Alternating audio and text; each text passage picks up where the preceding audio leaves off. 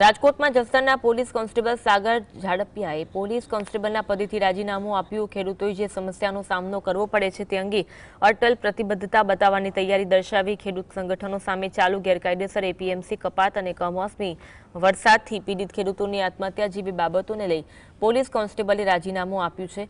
જસદણ અને વિંછિયા વિસ્તારના વ્યાજખોરો અને જમીન માફિયાઓના આતંક સામે જનતાની લડાઈ લડવા રાજકીય ક્ષેત્રમાં ઝંપલાવવાની તૈયારી સાથે આ નિર્ણય લીધો છે।